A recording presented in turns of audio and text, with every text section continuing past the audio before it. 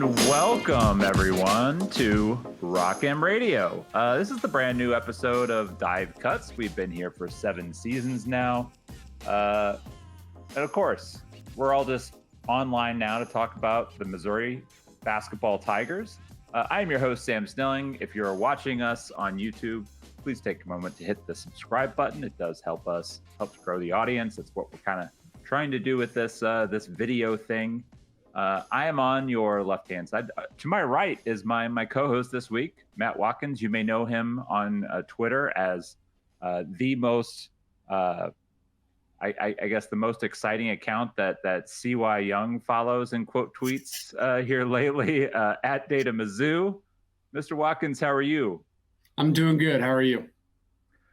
I have, other than being a little bit pink on the forehead, had a good weekend. Spent it mostly on site down in Maplewood at the side project for people that are familiar. Ran into a few Mizzou fans. Got to talk about some Mizzou football. That they're winning, which is always more fun to talk about teams that win. And always basketball recruiting questions.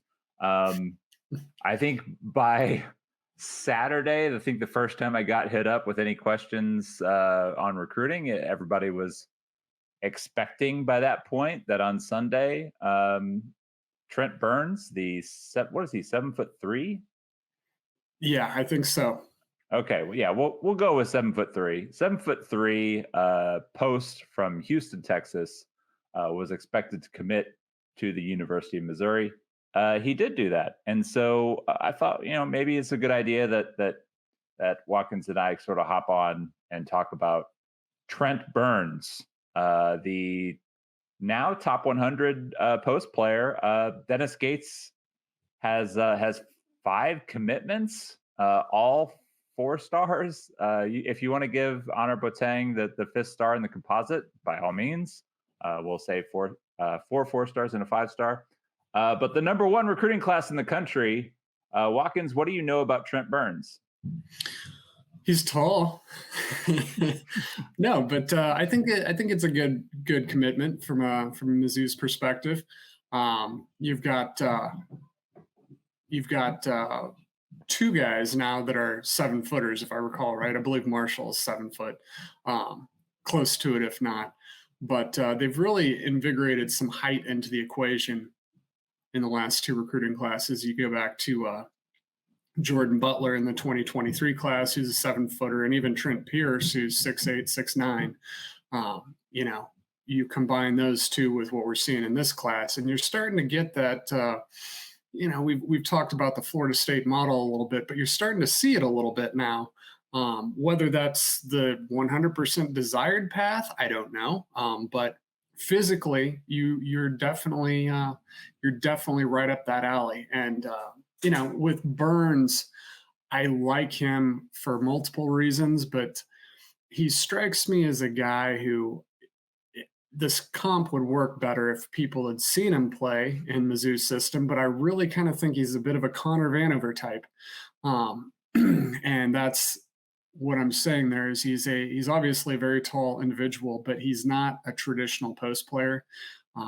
He's skinny. He likes to shoot threes. That's the very topical comparison. But I think the way he's used is very similar. And so if we see Connor Vanover really kind of take a step up in Mizzou's system this year, which I think he very well might, then the comparison for how Trent Burns fits in will pretty much fall into place, at least in my opinion.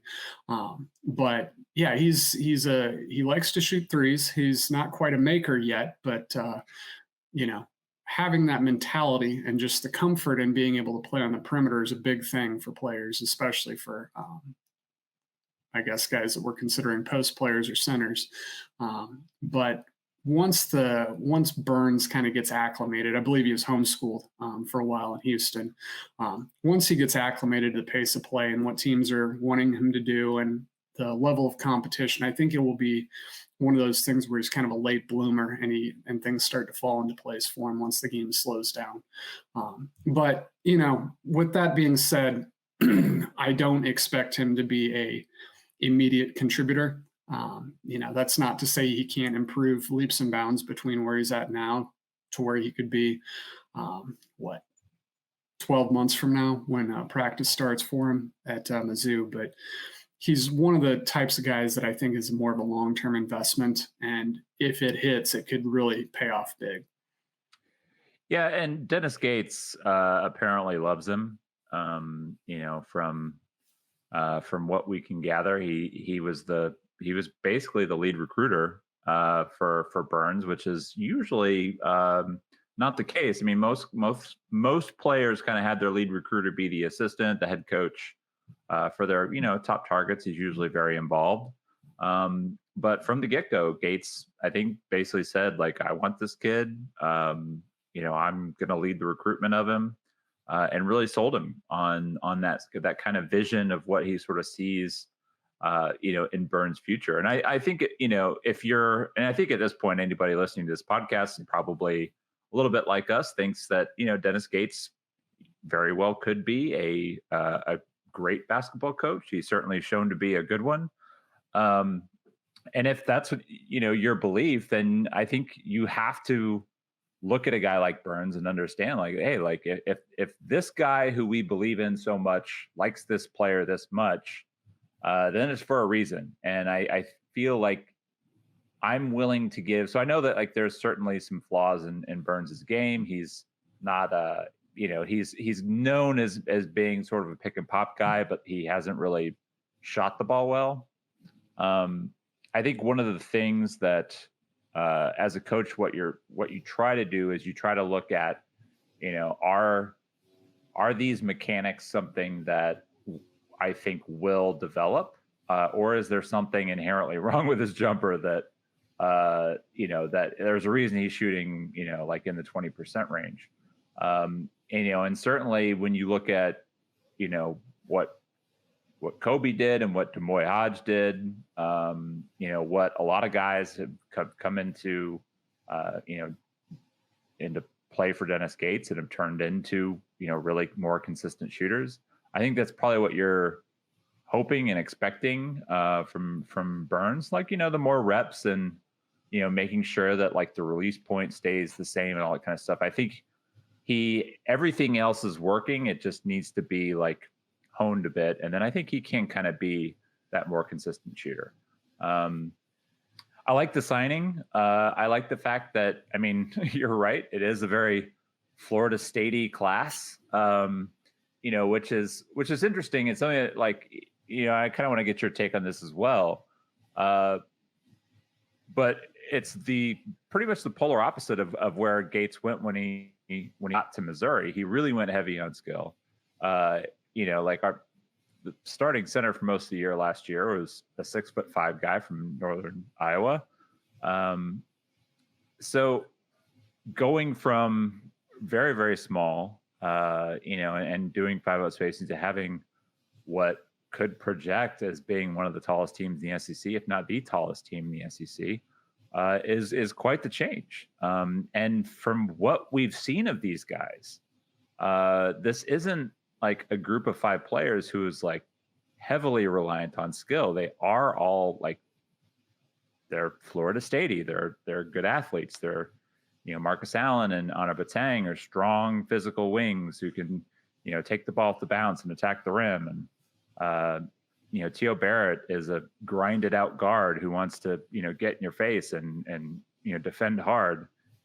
Peyton Marshall is just a brute force in and around and he's 7 foot, and then you have Burns who's like 7'3", and so it's just like it's a different class than sort of what he's had. Now the last class, I think it made sense with the size that they had, because all those guys did, they were more skill based. Trent Pearson and Jordan Butler were more sort of skillful guys, and so but this is definitely it's got maybe CY's fingerprints. What's he call them? Raptors. Get some velociraptors and yeah, I mean, it's an interesting thing. Not only, and when you're saying skill, and just so our listeners know, not that these guys don't have skill, but a big reason why they're ranked where they are is because of their physical prowess, their athleticism, their size, and they're working on the skill where a lot of other players take a Nick Honor, is a very skilled player, but he's what 5'10". He 5'10", gets 5'10" bowling ball. right. He gets where he is because he can play the game better than most players can. A lot of the guys that they're bringing in now have that physical makeup, that canvas, if you will, that if you can add skill to it, you're talking about NBA players. Obviously, not all those guys are going to hit. All those guys are not going to develop, and maybe not all those guys are even going to stay at Mizzou. But I think that's an interesting contrast between the skill, so to speak, and the athleticism and size now. But not only that, but I think to me, it's almost more interesting the youth versus the experience. I mean, the last 2 years, Mizzou is one of the most experienced teams. And by last year, I mean last year and this year, one of the most experienced teams in the country. And now you're bringing in a class of 5, maybe 6 freshmen, when teams just don't do that anymore. I mean, they're hitting the portal every year and getting at least half their new incoming players from the portal, and they're often juniors and seniors, where that's what Dennis Gates and staff had done previously, and they had done it really well and gotten really, really experienced players. But now we're looking at a team that's going to be the exact opposite of that. I do expect them to do some work in the portal this spring, but I mean, if you're signing a 5-6 man class, there's only going to be so many spots. And when I say spots, scholarships kind of vary, but how many guys are going to want to come in on top of that in the spring that are out in search of immediate playing time and wanting a bigger role from where they're at and wanting to have to compete with, the current transfers coming in plus the freshman class. So, it's really interesting. You went from small to really big, leaning on skill to leaning on size and athleticism, going from experience to youth. It's really almost a complete 180 from what they've done the last 2 years.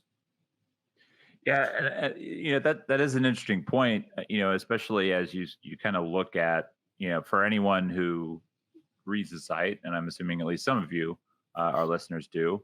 Hopefully, checked out the scholarship math post that I put up last week after Batang's commitment. Losing a little track of time here. Like, what was the last one? Yeah, it's Honor Batang. And so after him, I think there was a lot of people. It was shortly around that period where Trent Burns announced he was going to commit. At the time, he said Friday. He then moved it to Sunday. I think he probably moved to Sunday so they could set up a little bit more of like a ceremony for him. But in that scholarship math post, you're making a little bit of an assumption that, maybe Burns is going to be a Tiger. And at that point, you're looking at how many spots. And if everybody sticks around, which, these days seems unlikely, then it is a roster that doesn't have a lot of room. Mm-hmm. And when you get into the spring, and this is all with, they are maintaining room to make sure, like, if Jaden Quaintance wants to join the roster, he has space. Like, that's a guy that they definitely want to take.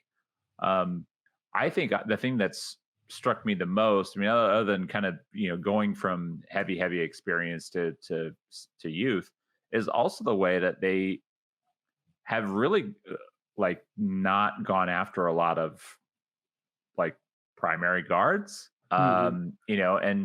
And for going from a roster last year and even a roster this year where you have a lot of ball handlers, to a roster next year where you're like, okay, like how much are you expecting a guy like, Honor Batang to handle the ball? Is Anthony Robinson going to be ready? Is he like for that many minutes? Is Teo Barrett going to be ready? I would think that you would want to bring in some experienced, point guard, or at least somebody who can handle the ball, and kind of facilitate offense. And And then I also want to know like how many of the guys that are going to be in the transfer portal that fit that profile are going to want to come to a team with so much youth and definitely I would say a larger question around them. Now, if Gates goes out this year and I think does what we think this team is capable of, they make the NCAA tournament. Maybe they give themselves a good showing and get to the second weekend. And I think that conversation can change significantly because you're putting it out there, like kind of what you're capable of. But it's definitely like it's curious for sure. Like the approach, and I don't want to say like I'm criticizing it because I don't feel like I'm criticizing it, but I'm just sort of like, okay, like that's because it's just different from what they were doing. Right. Sam Snelling criticizes number one. Yeah. Levi, please do not lead with that. Especially like, the amount of like, praising. I think my quote when Nate and I went and did like the St. Louis Tiger Club thing, I think my quote was like, I'm drinking the Kool-Aid on Dennis Gates, man. Like I think this guy's been awesome. He's going to be awesome. He's becoming awesomer. Like I think they've hit a home run there, and like that's my ultimate belief. But I am curious to watch like how all this is going to play out. I am putting a little bit of faith in this young head coach. That it's going to work out well. Right. No, I agree with that assessment. And on the topic of point guards, you shouldn't have got me started on that. Ball guards, that's my hobby horse. But yes, I think for sure this spring, even if they were to land Jaden Quaintance, I think you're definitely going to be needing at least one, maybe two perimeter players this spring to really be able to help maximize what you did bring in from the freshman class this year. And then, of course, the returning freshmen are going to be sophomores and guys like Tamar Bates, Kurt Lewis, perhaps Jesus Carolero. I think he may have an additional year of eligibility there. Point forward. Yeah. And he does have 2 years remaining. So, you look at the pieces and they've got, and then you look at the on-ball situation. You've got Anthony Robinson, who, I don't want to forget about him, but he's going to be a freshman. I think he's probably going to be slotted behind quite a few guys this year, just based on how many perimeter players they've brought in who have a wealth of experience and quality on top of it. But then moving to next year, do you feel comfortable handing the reins over to him? I don't think Dennis Gates is going to go into the season with Anthony Robinson as the only point guard on the team. And that's, again, not a shot at him. It's just you don't spend this much time recruiting this level of players across the board and leave what could be apparent weaknesses, especially when you have the benefit of a transfer portal where you can basically pick whoever you want in college basketball and you can find 20 of them and pick the one you like the most and bring them in. So anyway, that's my thoughts on that.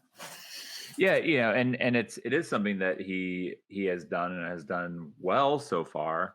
I guess maybe it depends on if you feel like, is that a role that you can also ask like to get something from Tamar Bates on to add some ball handling, and hopefully kind of develop that a little bit this season. And I know that his offense doesn't like necessarily require like an experienced ball handler within the offense, and that what you want is like some levels of skill, in and around the high post, and some guys who can shoot the ball, but you still want to get God, that's Bishop. My dog was jangling earlier, so it's anyone that is knows me well knows that there's lots of complaining in this house about Bishop and his weirdness. So I think I was talking about Tamar Bates. Yeah, but I was just going to piggyback on that point. You're exactly right that Mizzou needs point guards, but they're not a point guard centric offense. When they're on the floor. So you still need them, but you can kind of back away from it. They're not an offense that's running ball screens all day long. where you rely on that playmaking ability out of your point guard to create offense for everyone else. Dennis Gates looks more at his point forwards, as we mentioned, for that, and just being a more balanced offense, a lot of cutting, a lot of spot up shooting, etc. So anyway, back to what you were saying. But I do think that it is worth noting that one of the reasons that the offense is so efficient is because they get shots a lot. They don't turn the ball over. And there's still the process of getting the ball up the floor and into your offense and making initial reads that are going to get your offense going. I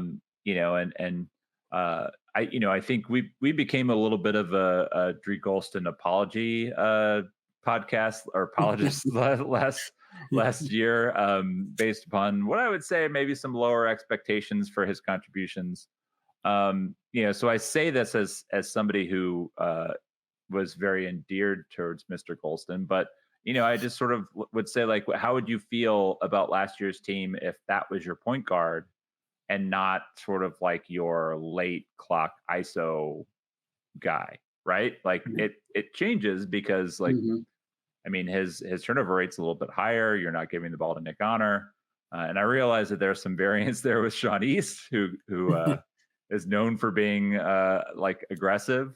I think it reminds me of like Mark Kim on Twitter. Like one of my favorite Mizzou memes of his was where he's just got a shot of like Sean East raring back to like throw the ball. It's like, F it, Des Moines down there somewhere. So there is a little bit of that, but still, as far as like bringing the ball in and getting it, the ball initiated and all that kind of stuff, like, Missouri has reliable ball handlers, and that is definitely something. And again, we're a long way away from the start of the 2024-25 season, but this is something that us roster build type guys, which I think we both are, that we think about is, okay, so like you've got a lot of length, your wings are looking good, your posts are tall, who's going to dribble it?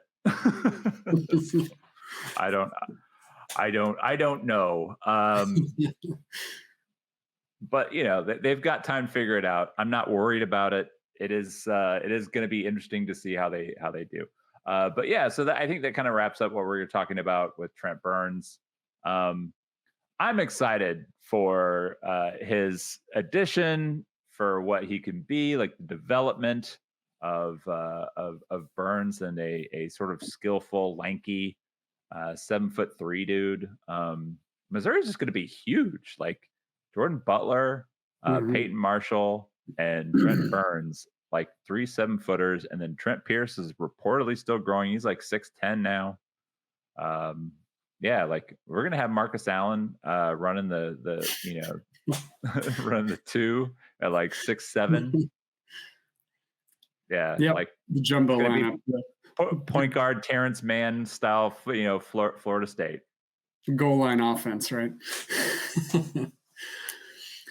Yep. So it's looking good. Recruiting is on the up and up. And there's no real updates on Quaintance at this point. I think he's still got some visits to hit. We got like another month or so before the first signing day is usually like early November, mid-November, something like that. I think that's right. Yeah, so we've got some time. I don't think he's gonna hop on board just yet. We'll talk about it when more news emerges. But for now, 5-man class, number 1 recruiting class in the country, looking like at worst it would be probably still like 5th, even after the rest of the commits sort of roll through. That's a great class, and I think when people talk about Dennis Gates and like the growth of Missouri, like a lot of it has to do with his recruiting, but even more of it has to do with the fact that dude looks like he can win some games playing all different kinds of styles. Those styles are going to be pivot on display here before too soon, because it is we're recording this on Tuesday, October 3rd. Yeah, we've got like in less than 2 weeks, the previews are going to be going out.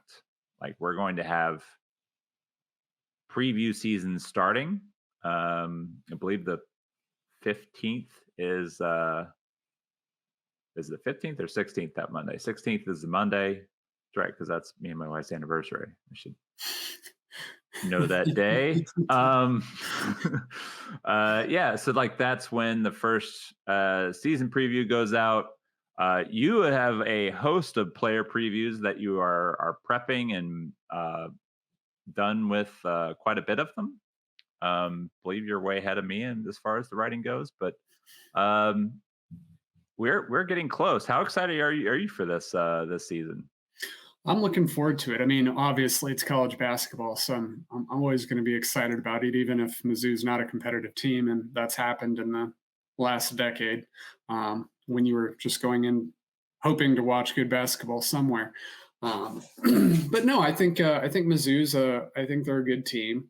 I don't know. I mean, Dennis Gates is very confident, and I like his perspective, and I definitely like his positivity. I don't know if I see this as a team that's going to be competing for a national championship, but it might. You never know. It's March; crazy things happen. Was that Gates or was that CY? That was. Well, I was listening to Dennis Gates' interview today, actually, with I believe it's Channel 17, and he said that was the goal. That's what they're looking at, and that's the goal you want to have. Oh yeah. I mean, like, to be fair, I think he said that last year too. And even like after they lost in the second round, he said, "We're disappointed we didn't achieve our number one goal, which is win a national championship." I'm like, okay. Nope. Like I said, we're just thrilled that we won a game in the NCAA tournament, bro. Like we don't need you winning a natty in year one. Like, let's leave something that we can build towards. I think. So while I appreciate that being the appropriate perspective to have, us with our blog and whatnot, I'm not setting the goal that high for a successful season. I do think they're probably going to be a little undervalued this year, Mizzou, and that happened last year, which was understandable. Who knew what Mizzou was going to have? We didn't know that Kobe Brown was going to be a first-round draft pick, and all SEC pick, and arguably the player of the year, if not for Brandon Miller at Alabama. But sorry, I blanked there. You could see my brain just freeze. We probably didn't see Dre Golston being the player that he was. I didn't anyway. We did expect to get quite a bit more out of Isaiah Mosley than we saw. But on balance, I think it was a surprising year. Missouri was nails in close games. If it was close at the end, they were going to win it. So I don't know if you can expect that type of late game performance to carry over to this year. But I do think while there's some, I guess, deficits from last year that are being lost, or I guess from last year to this year would be a deficit in Kobe Brown's playmaking ability, Dre Golston's playmaking ability. The surprise that was Demoy Hodge being a all-conference player, having never, I think he had a career 32% three-point average and blossoming up to 40% on an incredibly high volume, which was fantastic. So you look at that and transfer it over to this year, you lose all of that. But on the other hand, you gain things that I don't think last year's team had, certainly at the end of the season. And the big thing is depth. I recall writing a piece on it probably in late January, early February last year, where the team was struggling to hit three-pointers. They weren't defending well. And I'm like, hey, look, guys, we've got 7 guys that are suiting up and playing on a regular basis every night. They're wanting to fly up and down the floor. It's really hard to do that and be a great shooting team and perform defensively when you only got 7 bodies and the tallest one of them is 6'8". That's just a really, really hard thing to do. And this year, at least on paper, that has been fixed. There's a depth at the guard position, at the wing position. They've got competent shooters. I think they could be great shooters, but we'll see. You never know how that's going to shake out till you see it happen. But I think personally, this is probably going to be a 20-ish win team. If the breaks go your way, it could get up in the low 20s, mid 20s. If they don't go your way, it could slink back into a NIT type team. It's all about how you win those close games. So, I think the base is there to have a good season. And it's just a matter of going out there and those things happening. And then, of course, defense. I'm not going to get into it now because we're already 30 minutes in and we could be here till tomorrow. But I do think that will improve this year as well. Yeah, I think this is I think the balance that I think we're hoping that we'll see. It's unlikely that the offense will be as good as they were. I still expect them to be good offensively. Mm-hmm. But it is difficult to replace, somebody like Kobe Brown, who is so adept at playmaking at his position with that combination of size and skill. And then once he was hitting his outside shot the way he basically became unguardable. And that, I think that's just something that, even though I think we both sort of believe Noah can fill that role a little bit, it's too much to ask for one guy to, really to come in and basically be a first round draft pick. I think that's what we're talking about. Is I don't think there's any way you can ask somebody to be that, especially somebody who has not been that before. Well, not only a first round draft pick. Not only a first round draft pick, but a guy who is perfect for what they wanted to do. Yeah. We're not talking about a 7-foot project who has great measurables and got drafted on potential. We're talking about a guy who produced first round numbers at the most important position in this offense. Right. So, I think when we kind of look at it like that, there is likely to be some level of offensive drop off. I think they're still going to shoot the ball well. And I think, they're still going to take care of the ball. Maybe they're a little worse in late clock situations because they don't really seem to have that kind of primary guy. Maybe somebody emerges. Maybe that turns into Tamar Bates or John, Tanji, or maybe Noah Carter becomes that guy. At this point, we don't know. But, again, I think my expectations is I don't think we're able to assume somebody is going to be that good. So if they take a step back offensively, that's fine. I expect a sizable jump defensively. And they were that bad, I think, is part of it. Is when you were as bad as they were defensively, any improvement should help, right? And so, I can't remember exactly where they finished, but just top 100, top 75 in defense. I'm saying this year. Oh, yes. I'm sorry. I thought you meant last year. I'm like, no, that's a ways off. No. No, I'm saying if they were able to get to that, because I think there's still some things that maybe they're not going to be they're not going to be an elite defensive unit, but they should be much better because, like you said, the way that they play, the way that they want to play, and then sort of making things a little tighter defensively, being a little better at rebounding instead of being atrocious, should kind of make up the gap of whatever offense you lose. I think it can more than make up the gap, at least statistically. I mean, Mizzou, for all of the great things that they did last year, and I know Mizzou fans hate Kim Pomeroy, but they rated down, around 60th last year when it was all said and done? And yet they won 25 games in a power conference and won a game in the NCAA tournament, finished, fourth, tied for fourth in the SEC. They got every amount of production in the win column out of that group that they could. And that's a credit to the coaching staff. That being said, you need a little bit more improvement on the defensive end to not put yourself in a position where you need to make half-court shots at the buzzer twice and have 50% 3-point shooting outings as a prerequisite for winning. When you get that defense, it raises your floor so much. And last year we saw that.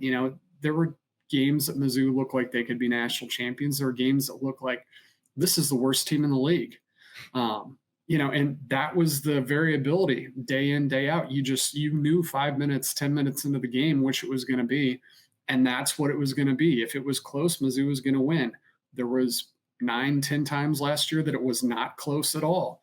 Mizzou was just outgunned from the buzzer, and that happens. But this year you want to try and, as you've said, close that gap and become a better defensive team. And even getting in the top 100, that is a sizable improvement from last year. Yeah, and that's still not like an elite defensive unit, but I think if you're able to get that many more stops, when you talk about KenPom and the efficiency, like that pretty much tells you like if you're winning as many games as Missouri did, then you're like you have a high variable. And I think what you want as a high major coach is a lower variable on what your potential outcomes are. And so I think that's kind of what we're talking about is if you kind of reduce what your outcomes can be, then the likelihood that you're able to sort of reach your destination is much higher. And shout out to Eric Haslam, which I'm going to go on to that point there. He actually has a metric on his website that is called consistency, and that measures how consistent a team is from performance to performance and rates them 1 to 360, how many ever teams there are now. And Mizzou is at the very bottom. They were all over the map when it came to up and down. It was literally like a EKG. It was just all over the place, up and down throughout the season. But there were way more ups than downs, and that's what you want. But you ideally want to bring those downs and bring them up to mid-level and then do that, Yeah. So, and he does have Mizzou rated at what, 31st, was it, going into this season? Yeah, he's got them rated pretty high. I will say I am a little surprised to hear you bring up Haslam because I know he's a Wisconsin fan.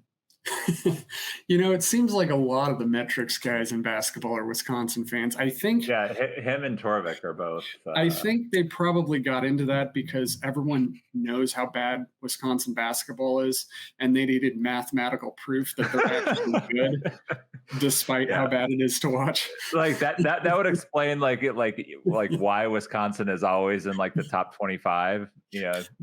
Close losses. They lose close to good teams, and that you helps. got it. And it's also cold up there, so what else are you going to do in the winter, right? Well, and it's funny because as the Big Ten has kind of sank a little bit in the KenPom ratings, the Big 12 has kind of been year after year like the strongest league per KenPom, and really I guess most metrics. You're seeing now Wisconsin kind of dip further in the ratings because the Big Ten just isn't as strong, and so those close games don't help you as much. But yeah, no, I like to tease you a little bit about you because for the most part we're kind of on the same page, but you have I think you have a more stern streak with the Wisconsin hatred connected. Yeah, I think it lives with you, doesn't it? I wouldn't say it's a hatred of Wisconsin. It's more of an annoyance that, as Mizzou fans, we've had our ups and downs, a lot more downs than ups in both football and basketball. But then you look at Wisconsin's program, a similar state school. They're not a blue blood in football or basketball, and yet here they are just winning every year. And it's like, does this ever end? Are they ever going to stink? The answer is no. They're never going to have an extended period of being stinky. And it just it wears on you as a split household where one roots for Mizzou, one roots for Wisconsin, and it's just like, they're good again. Yeah, and going from Bo Ryan, who is arguably one of the best college basketball coaches probably in the I would say maybe like top 10 over the last 20 years. Like I think he's that good. And now they've just got like a guy and Greg Gard, who's a good coach, but like when you had elite, and I think like this is kind of when you get into like why programs kind of fluctuate is like, well, when you're Florida and you had an elite coach like Billy Donovan, and then you hire somebody who's mediocre like Mike White, you're not going to be as good. And it's just like this is how like it's weird when you hire elite coaches that they elevate your program. But the problem is then if they leave, then you have to keep hiring elite coaches, and sometimes those guys retire or take other jobs. So yeah, we're at 40 minutes. I think we plan to make this a short pod. But you and I haven't talked for a few weeks. I've been kind of swamped with work and haven't been on our group chat as much. Did you want to talk about your fantasy question? Oh, yes. I solicited some questions on Twitter, and last I checked, which was some time ago, I only had one, but it would have been the one I picked anyway, because it immediately scratched that itch. And the question was, what do you prioritize or appreciate more, regular season conference championships or tournament success in March? And I am 100% team conference championships. That's not to say that I don't appreciate a good performance in March, and I certainly don't love teams or have the best memory of teams that win conference championships and lose in the first round to a 15 seed. That does leave a sour taste in my mouth as well. But being the data-centric guy I am, when you take a sample of now 18 games and you're the best team among 14, having to play home games, road games, over the course of 2.5 months, it's just tournament success is fleeting and it's highly volatile. That's why March is great. The best teams don't always win. So when you look at the difference between, I believe we were talking before we came on, the 2012 team versus the 2002 Mizzou team. 2012, as you recall, was the last year in the Big 12, and they won the conference tournament championship before losing to Norfolk State.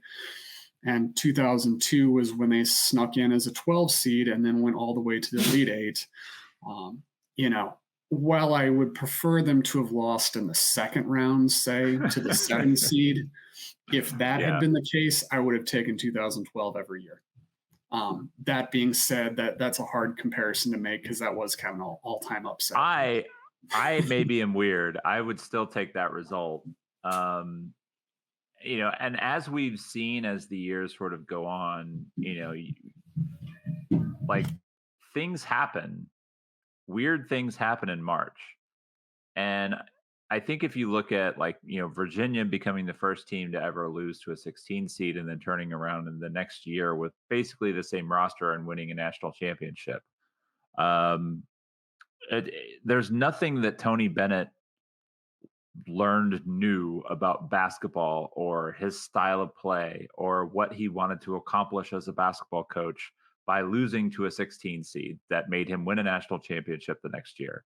What happened is his team had a really bad night at a bad time. And it sucks, but they were awesome for the entire rest of the year.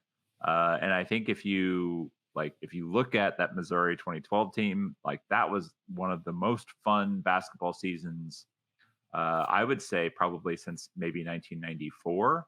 I think you could probably give consideration to was it 09, right? 09 2009, right? Yeah.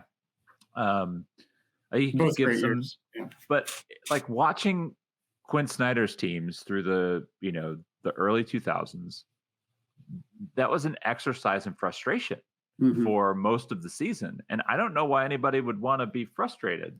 I don't like being frustrated watching teams play, and they were maddening to watch. Now, were those 2 weeks fun at the end of the year? Yeah, it was a lot of fun. But give me sustained regular season success. Give me a conference championship. way over March success. Don't get me wrong. I would love for Mizzou to have a Final Four. I think Mizzou will get to the Final Four at some point. National championship, holy hell, that would be great. But I mean, until like Bill Self won a national title, and what did they win in 08? Did they 2008? Like the joke was that Kansas like would be great during the regular season and then like make an early exit, get upset like by Bucknell or whatever, right? And it's just like, and now like he's, easily regarded as probably the best coach in college basketball. So yeah, I'll take conference championships, and that's how Self built KU up, is by winning lots of conference championships. I will add the caveat. On that note, he sucks. I will add the caveat. If we're talking March success, meaning national championships, yes, I will take that. But when we're talking about something less than that, Final Four, Sweet 16s, those are all great things. And I love them, and I want to see Mizzou have them. But if you give me a team that's going to win conference championship after conference championship and have the chance to succeed in March, even like a Tony Bennett, where you have all this frustration and still get that national championship, I mean, what can you really complain about? But that's my perspective. I do love March. Like, it's the best time of year. Would you be happy with Matt Painter right now? Yeah, that's a good question. I think he's a great coach, and I think he's probably going through a tough run. But when you do get to that point, and Mizzou fans know a little bit about this, where you've got a great coach and he doesn't have success in March, how much of that is going to come back at him? I don't know. In this day and age, I think probably quite a bit, despite Painter being a Purdue grad and being an excellent coach. They've lost to, I believe, a 16, a 15, and a 13 the last 3 years. Yeah, I think so. It was either a 14 or a 13 in there. But they've almost done the complete tour of the lowest quadrant of seeds, and that will wear in a fan base. And don't get me wrong, and that kind of goes back to my 2012 discussion. Like, when I say March success, I mean just like being average in March, not being really bad. And I think Matt Painter's kind of in that territory of being really bad now. If these, I would say that's probably more like, perception because of, like repeated freak things, so yeah, like there was, 3 years in a row, they've had a tough run, but I mean, what was it? It was 4 years ago or 5 years ago, maybe. Trying to remember. It was when Carson Edwards. Yeah, Carson Edwards. They ran up against Virginia. Yeah, like, so here's the thing: is like, Carson Edwards, like, and sometimes this is all you need. Like, Carson Edwards just was on fire for a few weeks, and really that Purdue team was good, but they weren't a conference championship level team. But their star point guard caught fire, and so I think, like, that's the thing, is like, I think a conference championship is the better achievement. But I would say I would want my team to be in contention for a conference championship on a near annual basis, and I would take that, because I think what that gives you is pretty good odds come March. And so I think, like, that's, like, if you're in the top 6 teams in your conference on a regular basis, there's going to be some years that you're first. There's going to be some years that, you're sixth. There's going to be some years that you're in between. But you're always good. And I think eventually you're going to break through. And I think, like, that's my argument, is like, I don't worry about one result. To me, like, being sustained, being good in a sustainable manner is where you want to be. Well, that was the knock on Bo Ryan, to tie that together. He was a guy that just couldn't get it done, according to Wisconsin fans. They were always great. I think they finished top 4 in the league every year that he was there, but they were always falling short in March. And then what do you know? He makes 2 Final Fours in a row and probably should have a national championship under his belt. Knocked off the arguably the best team in the last decade. The Kentucky Wildcats were undefeated and then fell short despite having a pretty sizable lead on Duke late in the second half. So, anyway, that's enough on that. But it's just, you're right. You just never know when it's gonna click, and then it just becomes an afterthought. So, anyway, good question. I like that one. Yeah. So I think we're gonna wrap it up then.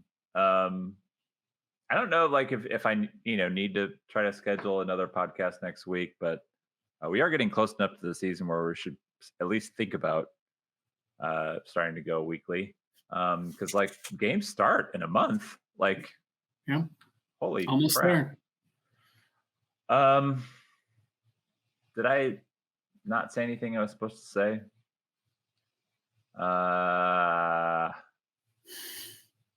Make sure you subscribe. I said that. Subscribe. So I think I saw that Google is shutting down their podcast store.